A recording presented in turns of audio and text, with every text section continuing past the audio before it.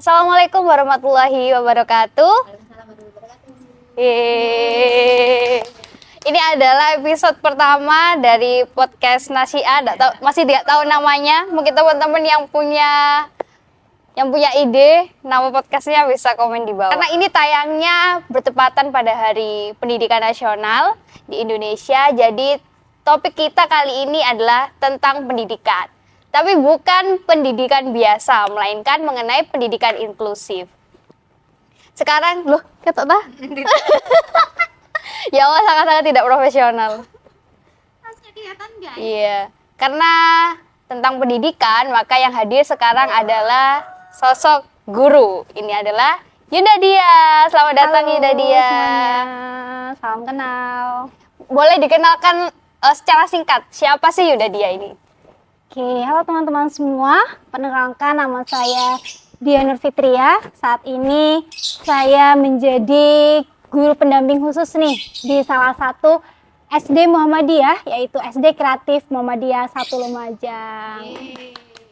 Ya, jadi Yunda Dia ini adalah guru khusus yang secara khusus juga mempraktikkan tentang pendidikan inklusif ya, Yunda Dia. Iya, betul banget. Nah, dari tadi saya udah mention nih tentang pendidikan inklusif. Mungkin buat teman-teman ini ada yang belum tahu apa itu pendidikan inklusif. Jadi apa sih Yunda Dia pendidikan inklusif itu? Kalau kita ngomong soal pendidikan, tentunya pendidikan inklusif itu sendiri yaitu memberikan pelayanan ya tentunya dalam hal pendidikan kepada siapapun, setiap anak tanpa memandang kondisi atau karakteristik dari latar belakang setiap individu. Artinya siapapun, meskipun anak IBK, individu berkebutuhan khusus itu berhak belajar bersama dengan teman-teman di reguler, seperti itu, Yunda. Jadi ini memang mungkin salah satu tujuannya itu supaya anak-anak itu bisa menerima pendidikan yang sama Betul dengan banget. yang lainnya. Nah, berarti kan pendidikan inklusif ini memang tujuannya seperti itu. Lalu apa sih yang membedakan atau hal yang paling menonjol dari pendidikan inklusif ini dengan pendidikan reguler?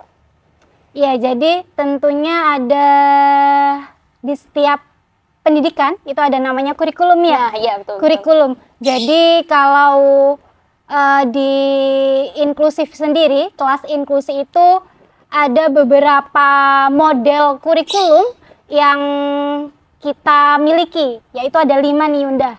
Yang pertama itu model eskalasi. Nah, model eskalasi ini yaitu kurikulum yang mana itu standarnya dinaikkan dari standar kelas reguler seperti itu. Nah, untuk eskalasi sendiri itu biasanya itu dipakai oleh individu yang mengalami gangguan seperti gifted talented atau CB, cerdas istimewa atau berbakat istimewa. Artinya dia itu individu tersebut itu memiliki kecerdasan di atas rata-rata nih. Jadi memang harus dinaikkan standarnya dari anak-anak reguler karena dia merasa sudah mampu nih.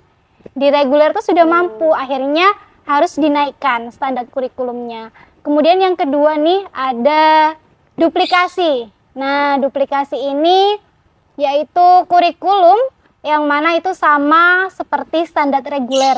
Jadi namanya duplikasi ya, duplikat ya, sama kayak gitu. Kemudian yang ketiga itu modifikasi. Nah, ini yang kami terapkan sebagai GPK ya, yang banyak diterapkan di sekolah-sekolah yang membuka kelas inklusi tentunya, yaitu model modifikasi. Artinya kurikulum itu yang dari reguler itu dimodifikasi, dinaikkan maupun diturunkan standarnya sesuai dengan kebutuhan IBK itu sendiri. Nah, kalau dulu kan istilahnya ABK ya, anak berkebutuhan khusus. Kalau sekarang itu Yunda namanya itu istilahnya ganti IBK. Artinya individu berkebutuhan khusus itu mulai dari kecil karena dia sudah dilabeli sebagai berkebutuhan khusus, maka sampai dewasa pun itu masih melekat. Masih melekat seperti itu. Kemudian yang keempat itu ada substitusi. Kalau substitusi itu dia itu standarnya itu diturunkan tapi tidak jauh beda dari standar reguler. Jadi misalnya nih ada ya kayak seperti anak dengan gangguan tunagrahita nih.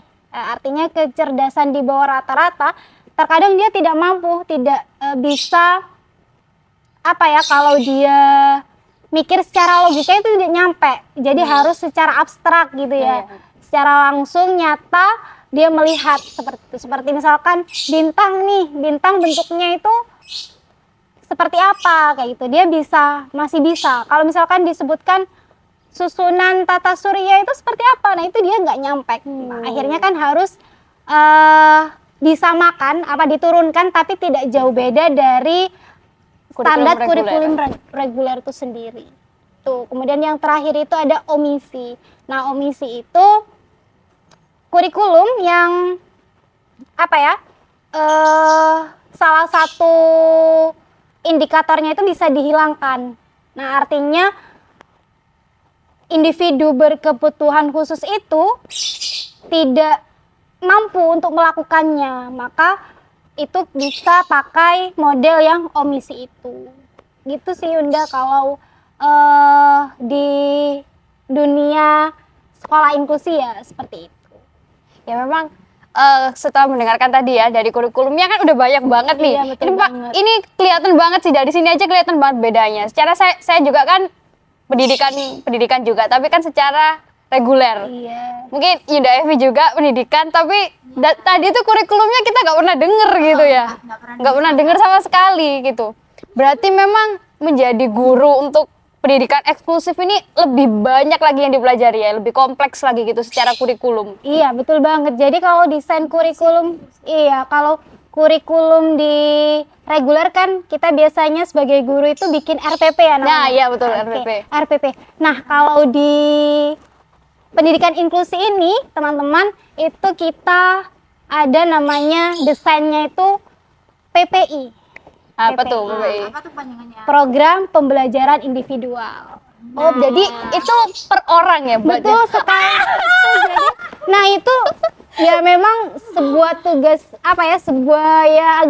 sebenarnya agak detail juga ya, agak detail banget terkait dengan membuat PPI itu. Karena apa? Karena harus per individu, kita per karakteristik anak. Jadi menyesuaikan dengan karakteristik anak tersebut atau gangguan anak tersebut. Karena kadang satu gangguan nih autis, sama-sama autis, tapi kemampuan anak tersebut tidak sama. Maka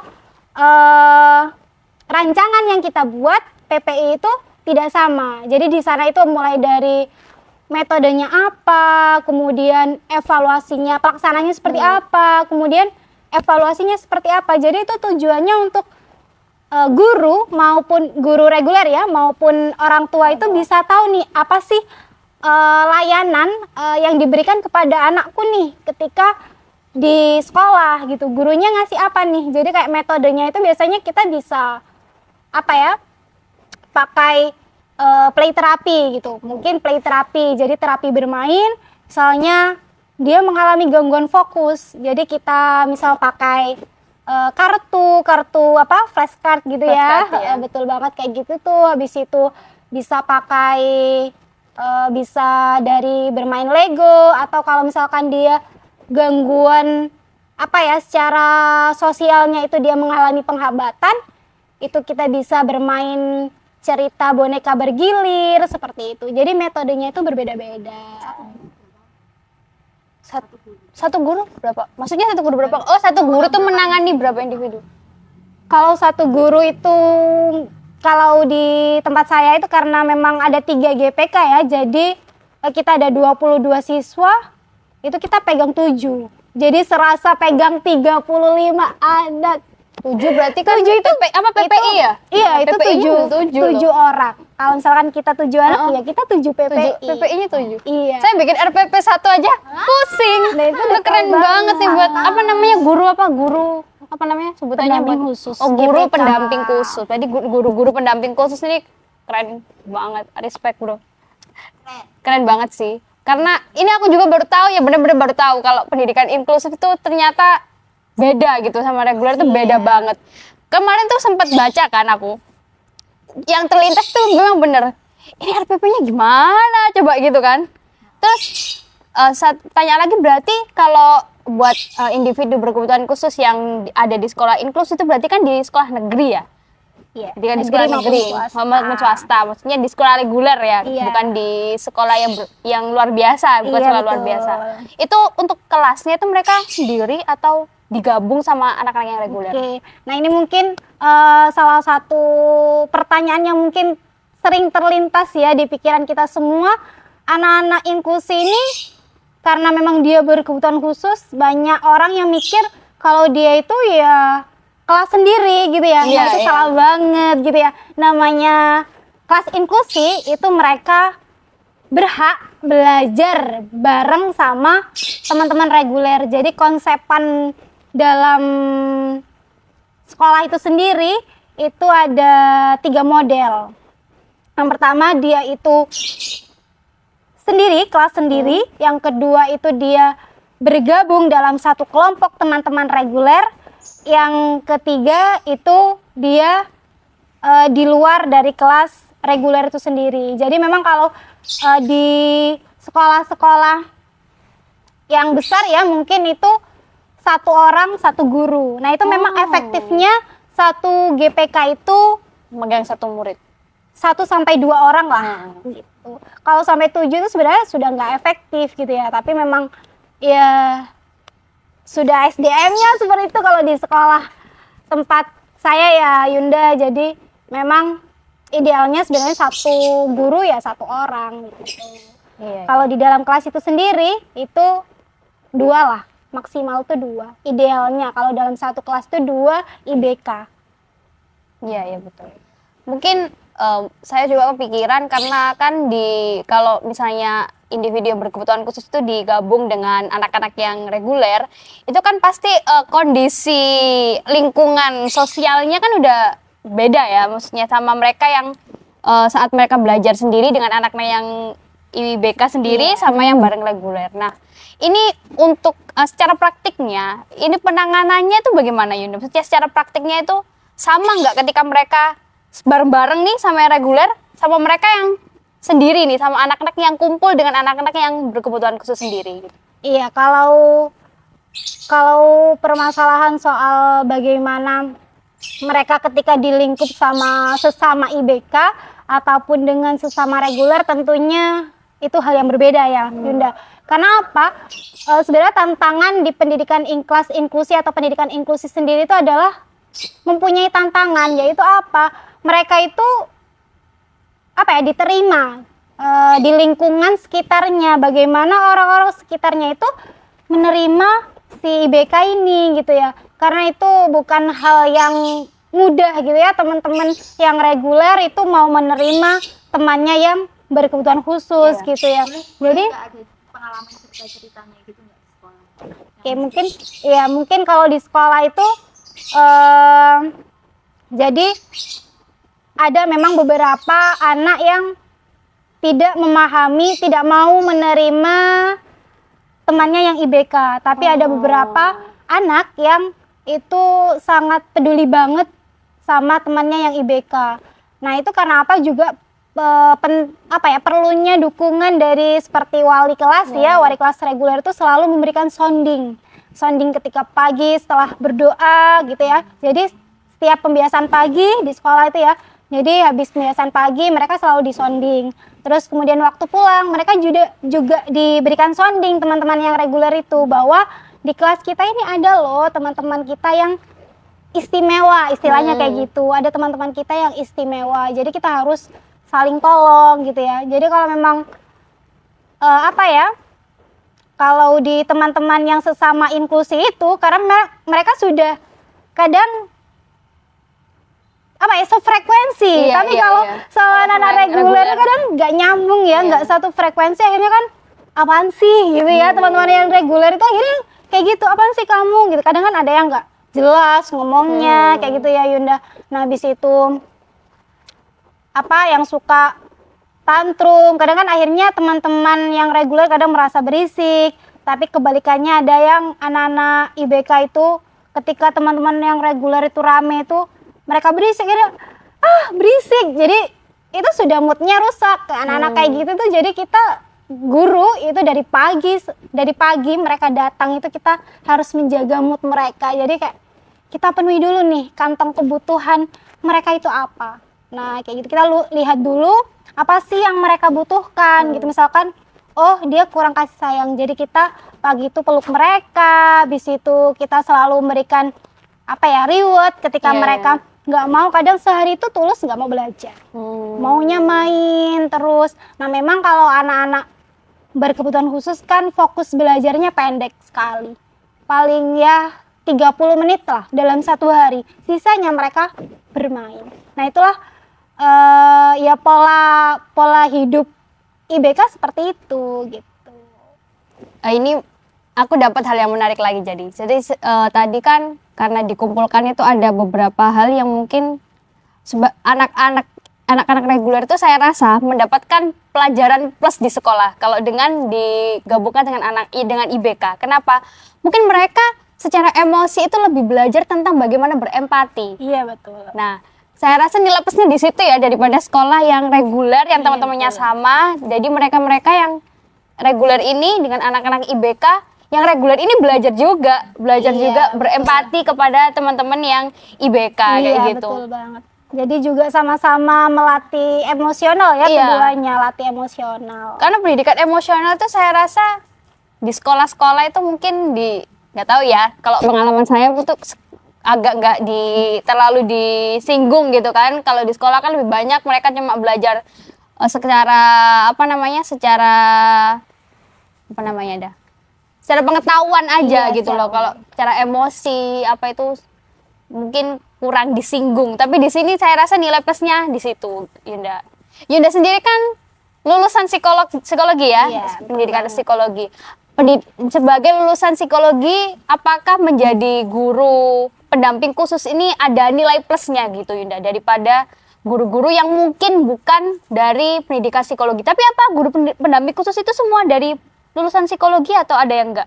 Tidak, jadi memang GPK itu tidak harus dari lulusan psikologi.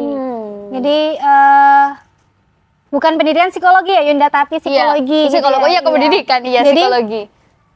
Siapapun itu bisa, meskipun lulusan SMA itu juga bisa loh jadi guru pendamping khusus. Tapi juga memang harus mendapat pelatihan gitu kan untuk paham bagaimana cara pendekatan kepada IBK, bagaimana menangani anak-anak IBK itu sendiri. Karena memang kalau guru pendidikan, maksudnya jurusan PGSD itu juga bisa gitu. Tapi ya itu tadi harus mendapat pelatihan terkait dengan dunia psikologi individu berkebutuhan khusus, bagaimana pendidikan inklusi itu sendiri. Karena memang banyak meskipun ya mungkin kalau di jurusan-jurusan pendidikan biasanya pasti ada dikenalkan psikologi perkembangan atau psikologi anak gitu ya. Nah itu pasti disinggung karena memang yang kita tangani itu adalah anak-anak atau orang gitu ya. Jadi yang mana kita menjaga psikologi mereka gitu kan. Nah itu harus memang tidak harus dari lulusan psikologi, tapi ya lebih ya lebih enaknya sih dan lebih memahami ke sana itu memang orang-orang psikologi gitu ya, karena memang sudah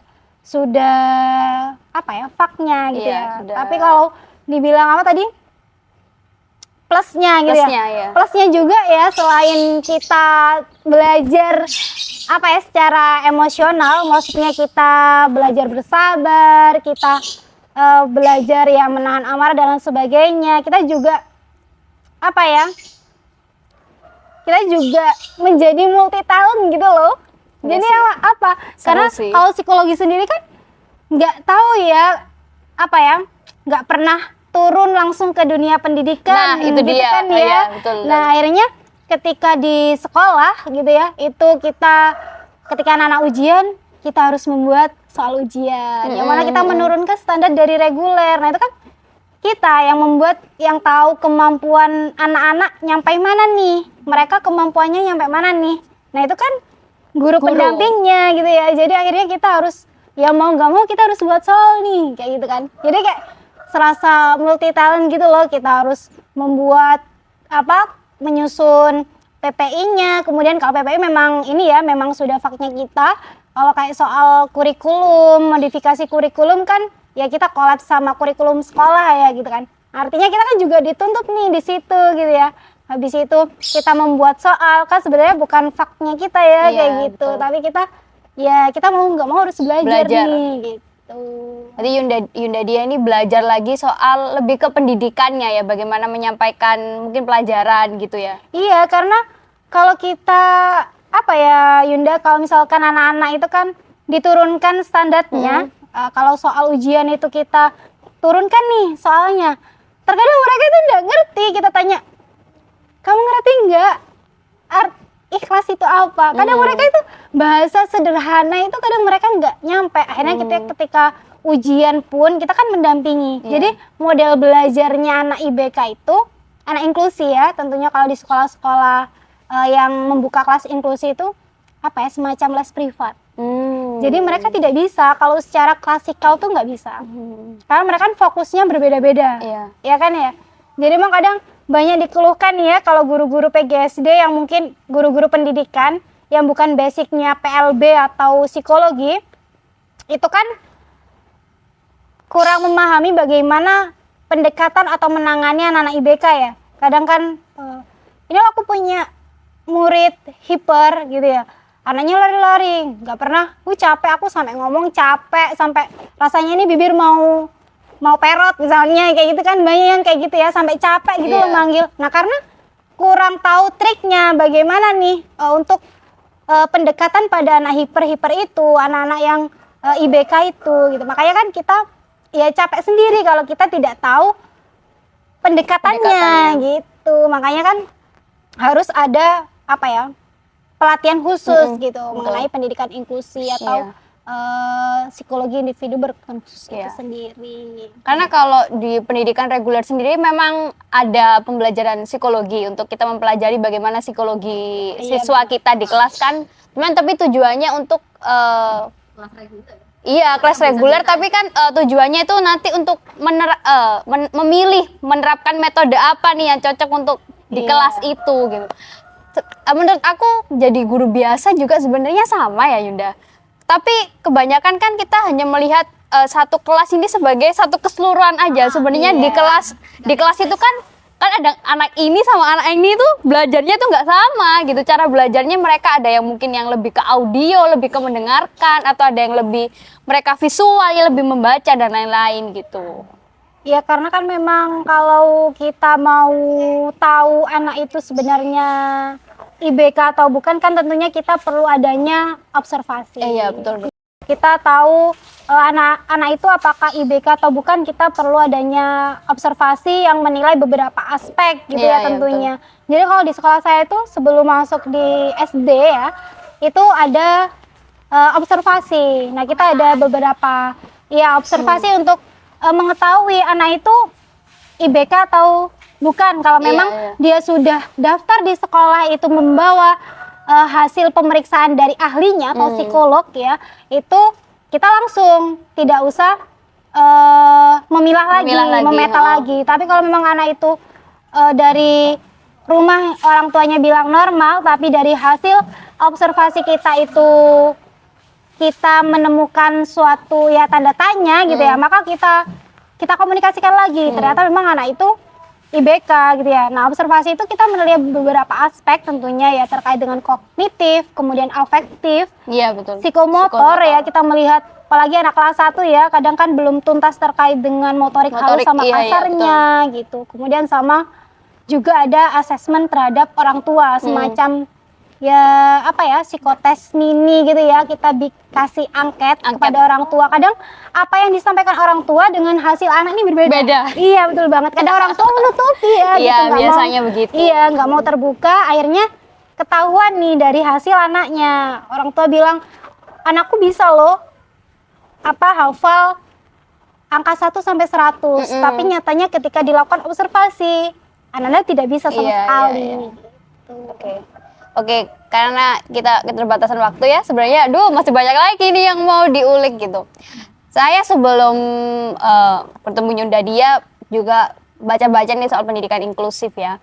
itu ada beberapa kontra yang bikin saya mungkin Yunda dia bisa menjawab gitu. Ada beberapa orang yang kontra dengan adanya pendidikan inklusif ini karena mereka rasa untuk efektivitas itu lebih efektif anak-anak IBK, individu berkebutuhan khusus ini sekolah di sekolah luar biasa daripada di sekolah reguler yang menerapkan pendidikan inklusif. Jadi menurut Yunda dia sendiri ini sebagai yang udah berpengalaman ya dalam pendidikan inklusif, kalau kita melihat dari sisi efektivitas tuh sebenarnya lebih efektif yang mana sih? Apakah sama aja gitu atau ada yang lebih efektif, ada yang nggak lebih efektif dari yang lain gitu?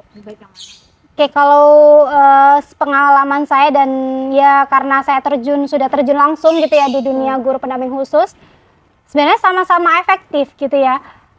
Kita lihat dulu nih, kalau di SLB itu kan homogen ya, anaknya homogen, maksudnya gangguan tunanetra itu satu kelas, tunarungu satu kelas, ya kan, tunawicara satu kelas. Akhirnya penerapan pendekatan sama mereka ya sudah jadi satu gitu ya.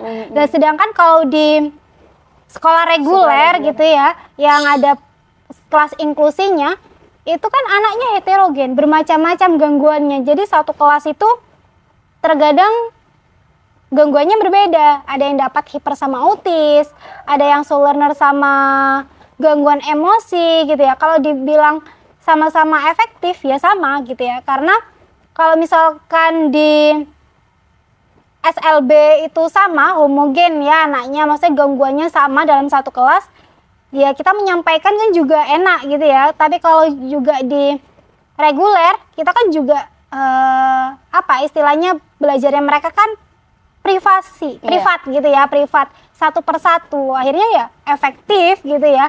Kalau misalkan yang istilahnya kalau di SLB itu kan yang kalau di sekolah-sekolah inklusi biasanya itu disesuaikan sama ya SDM-nya, maksudnya yang diterima di sekolah itu yang menengah ke atas. Secara kognitif aspeknya itu kan ada beberapa aspek, misalnya ada 5 aspek yang kita nilai minimal 3, nah itu bisa diterima di sekolah reguler gitu ya. Kalau misalkan dia dari 5 penilaian aspek dari bahasa dan lain sebagainya itu tidak memenuhi semua, ya mau nggak mau dia harus dimasukkan di SLB gitu ya. Karena memang karakteristik dari gangguannya kan berbeda gitu ya. Karena kemampuan kadang IBK tapi kalau anak autis dia kan secara kognitif pinter. Iya. Jadi kan kayak misalkan ditaruh di SLB, maksudnya sama jadi satu gitu ya. Kadang kan dia nggak nyaman gitu ya, karena dia merasa dia sudah bisa gitu ya. Tapi ya memang kita antara kalau kelas sekolah yang pendidikan inklusi ini memang ya kita tetap kerjasamanya ya sama SLB. Kurikulumnya juga sesuai dengan ya pemerintah gitu. Oke. Untuk yang terakhir mungkin Yunda bentar ya.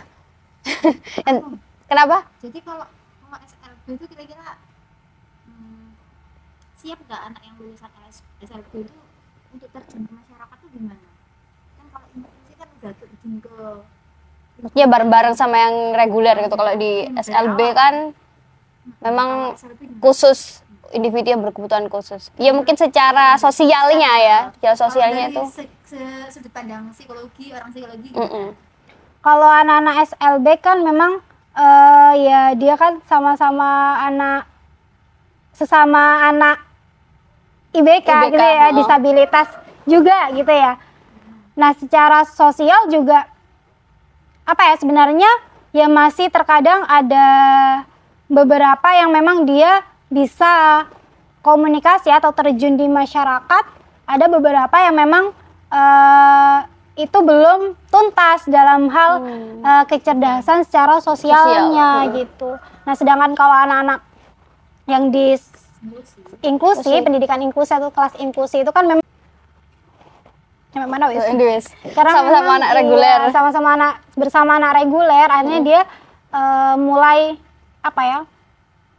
terbiasa gitu ya. Karena membangun dengan anak-anak yang reguler itu juga membutuhkan waktu buat anak-anak IBK itu gitu. Tidak cukup kita hanya 1 minggu 1 bulan gitu ya. Ada yang kalau gangguan emosional memang dia harus kita taruh di ruang stimulasi, memang dia tidak bisa terkontrol emosinya sama anak-anak reguler kan kita tarik di namanya kalau di SD kreatif itu ada ruang stimulasi. Jadi ruang khusus buat anak-anak yang memang belum tuntas akan hal kognitif maupun psikomotoriknya maupun secara sosialnya gitu ya. Jadi kalau di SD kreatif itu ada, kalau hari Jumat itu ada kelas khusus, kelas stimulasi gitu ya. Jadi hari Jumat itu memang semua anak inklusi itu ada di ruang stimulasi gitu ya.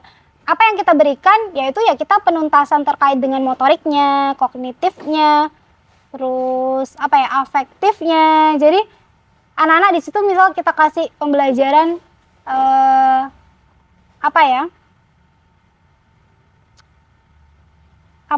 emosi gitu ya, pengenalan emosi pada diri sendiri gitu. Jadi kita kasih kaca nih gede mengolah emosi, mengekspresikan emosi, bagaimana emosi sedih, senang, bahagia, ketawa dan lain sebagainya. Jadi anak-anak bisa melihat tuh di kaca seperti itu. Tapi kayaknya kalau pendidikan emosi itu sebenarnya bukan untuk anak-anak IBK aja sih. Sebenarnya kalau secara regulernya butuh kan anak itu sebenarnya bisa gitu. Pendidikan emosi itu saya rasa penting buat anak supaya mereka mengenal tahu bagaimana mengenal kalau aku begini berarti aku sedih, kalau aku begini aku kecewa nih gitu. Betul banget. Di SD Yunda diterapin nggak sih buat anak yang reguler kalau pendidikan emosi gitu? Iya, kalau di kelas 1 itu diterapin, dikenalin, habis itu bagaimana dia berbagi sama teman itu juga betul. Kasih bagaimana kita berempati dengan temannya, membantu temannya itu juga diterapkan gitu. Oke, ada pertanyaan lagi hadirin sekalian. Kesannya. Ya terakhir kesannya Yunda Dia selama menjadi guru pendamping khusus supaya guru-guru pendamping khusus di luar sana lebih semangat lagi, lebih termotivasi lagi untuk mendampingi anak-anak yang berkebutuhan khusus seperti itu.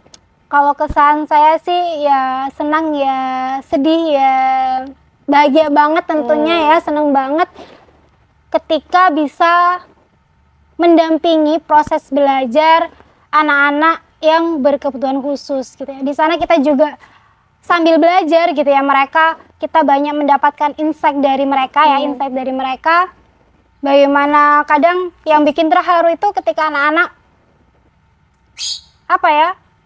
bisa menghibur kita gitu ya. Kita mau marah itu kadang nggak bisa karena kita juga marah sama mereka itu kadang cuma pura-pura ya gitu ya. Jadi kita kayak selalu bahagia gitu loh bersama mereka, apalagi ketika kita mendampingi anak-anak yang berkebutuhan khusus, misalnya mereka belum tuntas ini, mereka sudah mengalami perkembangan nih yang kita berikan gitu ya, kita dampingi pelan-pelan dia bisa ada perkembangan di situ, itu suatu hal kebanggaan tersendiri. Ya Allah, kok sudah bisa, mereka sudah bisa baca loh gitu. Setelah 1 tahun dia nggak bisa nulis gitu ya, nggak bisa baca, masuk sekolah dia sudah bisa gitu ya, sudah bisa mulai dari awal masuk dia garis motorik halus kayak garis dasar itu nggak bisa, sekarang sudah mulai bisa menirukan tulisan walaupun itu menumpang-numpang. Itu suatu hal yang kebanggaan tersendiri ya buat kita sebagai